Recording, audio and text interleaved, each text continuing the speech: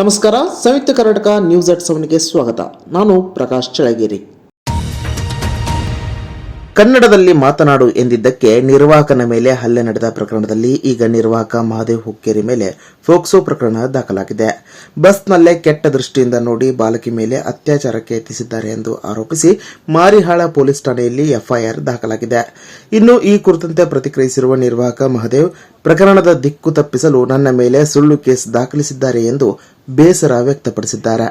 Sir, ಅವರು ನೋಡ್ಬೇಕು sir, ಅವರು ಸ್ವಲ್ಪ ಜನ ನಮಗೆ ಇದನ್ನಲ್ಲ ಏನಂದ್ರೆ ಅವರು ಪಬ್ಲಿಕ್ ಸರ್ವೆಂಟ್ ಅಲ್ಲ, ಅವರು ನೋಡ್ಬೇಕಲ್ಲ ತಪ್ಪು ಒಪ್ಪು ಯಾರ್ದು ಏನಿದೆ, ಏನು ಮಾಡಿ ಯಾಕೆ ಬಡಿದಿದ್ದಾರೆ ಅಂತ ಸ್ವಲ್ಪ ಎನ್ಕ್ವೈರಿ ಮಾಡಲಿಕ್ಕೆ ಇರಬೇಕು ಸರ್.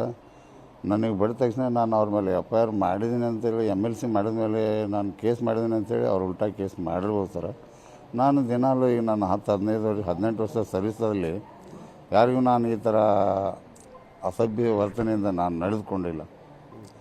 ಮತ್ತು ಸರ್, ನಾನು ಇನ್ನೊಂದು ಹೇಳೋಕ್ಕೆ ಇಷ್ಟಪಡ್ತೀನಿ, ಬಟ್ ನಮ್ಗೆ ಈ ಥರ ಬಡಿದಾರಂದರೆ ಬಡಿಸ್ಕೊಂಡು ಹೆಂಗಿರ್ಬೇಕು ಸರ್? ಅವಾಗ ನಾನು ಏನಾದರೂ ತಪ್ಪು ಮಾಡಿದರೆ ನಾನು ಒಯ್ದು ಎನ್ಕ್ವೈರಿ ಮಾಡಬೇಕಿತ್ತಲ್ಲ. ಇನ್ನು ಬೆಳಗಾವಿ ತಾಲೂಕಿನಲ್ಲಿರುವ ಮಾರಿಹಾಳ ಪೊಲೀಸ್ ಠಾಣೆ ವ್ಯಾಪ್ತಿಯಲ್ಲಿ ನಿನ್ನೆ ಕೆಎಸ್ಆರ್ಟಿಸಿ ಬಸ್ ಕಂಡಕ್ಟರ್ ಮೇಲೆ ನಡೆದ ಹಲ್ಲೆಯನ್ನು ವಿರೋಧಿಸಿ ಮತ್ತು ನಿರ್ವಾಹಕ ವಿರುದ್ಧ ಪ್ರಕರಣ ದಾಖಲಿಸಿರುವುದನ್ನು ಖಂಡಿಸಿ ಇಂದು ಹಲವಾರು ಭಾಗಗಳಲ್ಲಿ ಪ್ರತಿಭಟನೆ ನಡೆದಿವೆ. ಮಾರಿಹಾಳ ಪೊಲೀಸ್ ಠಾಣೆಯ ಮುಂದೆ ಕರ್ನಾಟಕ ರಕ್ಷಣಾ ವೇದಿಕೆಯ ಕಾರ್ಯಕರ್ತರು ಪ್ರತಿಭಟನೆ ನಡೆಸಿದರು.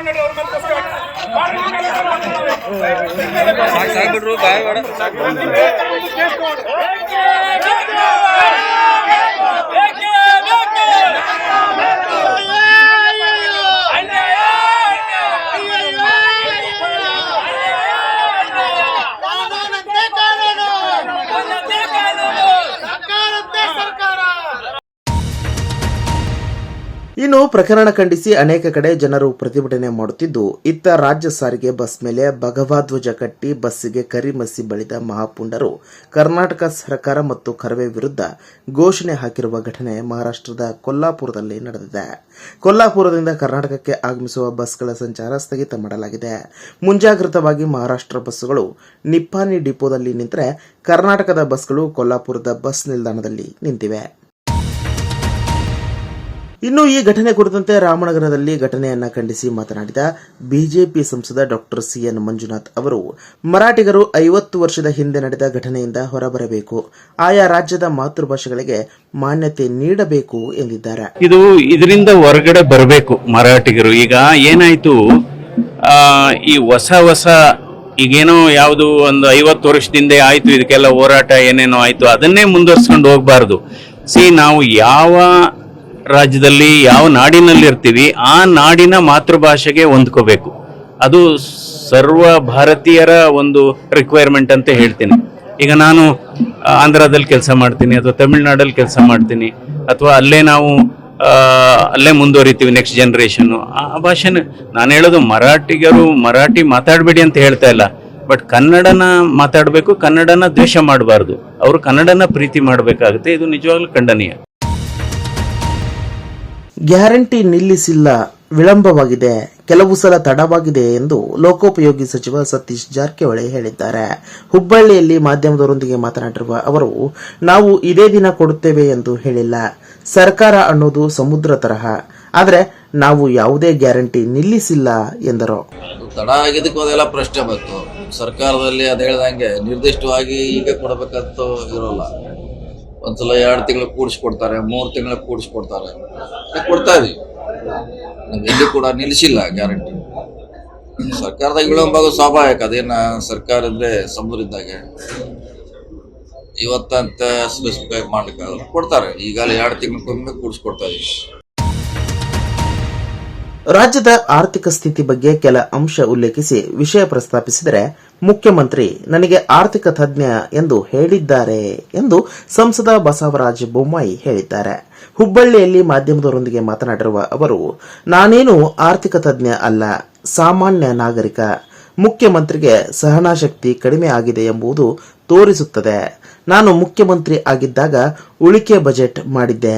ಕಾಂಗ್ರೆಸ್ ಸರ್ಕಾರ ಅಧಿಕಾರಕ್ಕೆ ಬಂದ ಬಳಿಕ ಕೊರತೆ ಬಜೆಟ್ ಕಳೆದ ಬಾರಿ ಮಂಡಿಸಿದ್ರು. ಕಳೆದ ಬಾರಿ ಬಜೆಟ್ನಲ್ಲಿ ಏನು ಘೋಷಣೆ ಮಾಡಿದ್ದರು, ಯಾವುದು ಜಾರಿಯಾಗಿದೆ, ಎಷ್ಟು ಖರ್ಚಾಗಿದೆ ಎಂಬುದರ ಬಗ್ಗೆ ಮುಖ್ಯಮಂತ್ರಿ ಶ್ವೇತಪತ್ರ ಹೊರಡಿಸಬೇಕು ಎಂದು ಹೇಳಿದರು. ಮುಖ್ಯಮಂತ್ರಿಗಳು ನಮ್ಮನ್ನು ಅರ್ಥಶಾಸ್ತ್ರ ತಜ್ಞರು, ನಾವು ಅರ್ಥಶಾಸ್ತ್ರ ತಜ್ಞರು, ಒಬ್ಬ ಸಾಮಾನ್ಯ ನಾಗರಿಕರಾಗಿ ರಾಜ್ಯದ ಆರ್ಥಿಕ ಸ್ಥಿತಿ ಸುಧಾರಿಸಬೇಕನ್ನುವಂಥ ಕಳಕಳಿಯಿಂದ ಕೆಲವು ವಿಷಯಗಳನ್ನು ಪ್ರಸ್ತಾಪ ಮಾಡ್ತಾರೆ. ಅದಕ್ಕೂ ಕೂಡ ಅವ್ರಿಗೆ ಆಪತ್ತಿ ಇದೆ ಅಂತಂದರೆ ಮುಖ್ಯಮಂತ್ರಿಗಳ ಸಹನಶಕ್ತಿ ಕಡಿಮೆ ಆಗುತ್ತೆ. ಒಂದು ಎರಡನೇದಾಗಿ ನಾವು ರಾಜ್ಯ ಬಜೆಟ್ ಬಗ್ಗೆ ಮಾತಾಡೋದು, ಕೇಂದ್ರ ಬಜೆಟ್ ಬಗ್ಗೆ ಮಾತಾಡೋದು. ನಮ್ಮ ಬಜೆಟ್ ಬಗ್ಗೆ ಸಂಪೂರ್ಣ ವಿವರ ಕೊಡಬೇಕು, ವೈಟ್ ಪೇಪರ್ ಕೊಡಬೇಕು.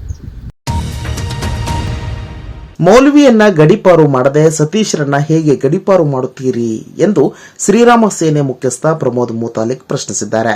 ಮೈಸೂರಿನಲ್ಲಿ ಮಾತನಾಡಿದ ಅವರು, ಸಾವಿರಾರು ಮತಾಂಧರು ಪೊಲೀಸ್ ಠಾಣೆ ಮೇಲೆ ಕಲ್ಲು ತೂರಿದ್ದಕ್ಕೆ ಯಾವ ಶಿಕ್ಷೆ? ಅಲ್ಲಿ ಖುದ್ದಾಗಿ ಪ್ರಚೋದನೆ ನೀಡಿದ ಮೌಲ್ವಿಗೆ ಯಾವ ಶಿಕ್ಷೆ? ಮೌಲ್ವಿಯನ್ನ ಗಡೀಪಾರು ಮಾಡದೆ ಸತೀಶ್ರನ್ನ ಹೇಗೆ ಗಡೀಪಾರು ಮಾಡುತ್ತೀರಿ? ವಿವಾದಿತ ಪೋಸ್ಟ್ ಒಂದು ವಾರದ ಹಿಂದಿನಿಂದಲೂ ಅದು ಸೋಷಿಯಲ್ ಮೀಡಿಯಾದಲ್ಲಿ ಹರಿದಾಡುತ್ತಿತ್ತು ಎಂದರು. ಕಾನೂನು ಭಂಗ ಮಾಡಿ ಪೊಲೀಸರ ಮೇಲೆ ಯಾರು ಆಂತರಿಕವಾದಂಥ ರಕ್ಷಕರಿದ್ದಾರೆ, ಯಾರು ಕಾನೂನು ಬಾಹಿರ ಚಟುವಟಿಕೆ ಮಾಡುವಂಥವ್ರ ಮೇಲೆ ಹದ್ದುಬಸ್ನಲ್ಲಿ ಇಡುವಂಥ ಪೊಲೀಸ್ ಇಲಾಖೆಯವರ ಮೇಲೆ ಇವತ್ತು ಪುಂಡಾಟಿಕೆ ಮಾಡಿದಂಥವರನ್ನು ಗಡೀಪಾರು ಮಾಡೋದು ಬಿಟ್ಟು ಶಾಂತಿಯಿಂದ, ಸೌಹಾರ್ದದಿಂದ ಒಂದು 20 ವರ್ಷದಿಂದ ನಿರಂತರವಾಗಿ ಅಲ್ಲಿ ಡ್ರೈ ಫ್ರೂಟ್ ಕೆಲಸ ಮಾಡ್ತಾ ಇರುವಂಥ ವ್ಯಕ್ತಿನ ಗಡೀಪಾರು ಮಾಡ್ತೀರಿ. ನಾಚಿಕೆ ಮಾನ ಮರ್ಯಾದೆ ಇಲ್ಲ ನಿಮಗೆ ಬರೀ ಮುಸ್ಲಿಂ ಓಟ್ ಬೇಕಷ್ಟೆ, ಮುಸ್ಲಿಂ ತುಷ್ಟೀಕರಣ ಬೇಕಷ್ಟೆ. ಸೊ ಇದು ಸರಿಯಲ್ಲ. ಕಾಂಗ್ರೆಸ್ನವ್ರು ನೀವು ತಿದ್ದುಕೊಳ್ಬೇಕು, ಇಲ್ಲಾದರೆ ಇಡೀ ರಾಜ್ಯಾದ್ಯಂತ ಹಿಂದೂ ವಿರೋಧಿ ಸರ್ಕಾರ ಕಿತ್ತು ಬಿಸಾಕಬೇಕಾಗತ್ತೆ ಅಂತನ್ನುವಂಥದ್ದು ಈ ಸಂದರ್ಭದಲ್ಲಿ ಹೇಳ್ತಾ ಇದ್ದಾರೆ. ಇನ್ನಷ್ಟು ಬರವಣಿಗೆಗಳು, ವಿಶೇಷ ಲೇಖನಗಳು ನಿಮಗಾಗಿ ಕಾಯ್ತಾ ಇರ್ತವೆ.